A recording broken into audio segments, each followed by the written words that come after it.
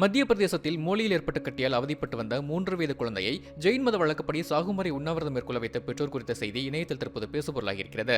மத்திய பிரதேச மாநிலம் இந்தூரைச் சேர்ந்த பியூஷ் ஜெயின் மற்றும் வர்ஷா ஜெயினின் 3 வயது மகளான வேனா ஜெயினுக்கு கடந்த 2024ஆம் ஆண்டு டிசம்பர் மாதம் மூளையில் கட்டியிருப்பது கண்டறியப்பட்டது. பல மருத்துவ சிகிச்சைகள் மேற்கொண்டும் இந்த சிக்கலுக்கு எந்த பலனும் கிடைக்காததால் ஆன்மீக வழியை பின்பற்ற முடிவு செய்திருக்கின்றனர் அச்சிறுமியின் பெற்றோர். இதையடுத்து ஜெயின் மத முனிவரான ராஜேஷ் முனி மகாராஜ் என்பவரை அணுக குழந்தைக்கு சந்தாரா சடங்கை மேற்கொள்ள முடிவு செய்யப்பட்டிருக்கிறது. சந்தாரா என்பது ஆன்மாவை தூய்மைப்படுத்த சமண மதத்தில் பின்பற்றப்படும் பழமையான சடங்கு. இதன்படி ஒருவர் படிப்படியாக உணவு மற்றும் தண்ணீர் அருந்துவதை நிறுத்திவிட்டு ஆன்மீக பற்றுடன் மரணத்தை தழுவுவார். சமண மதத்தில் 100 ஆண்டுகளுக்கு மேலாக இருந்து வரும் இந்த நடைமுறைக்கு ராஜஸ்தான் நீதிமன்றம் தடை விதித்த போதும் அம்மதத்தினரின் தொடர்ச்சியான போராட்டத்தால் அந்த தடை உத்தரவு ரத்து செய்யப்பட்டது. பொதுவாக 80 வயது நிரம்பியவர்கள் இதை அதிகம் மேற்கொள்வர்.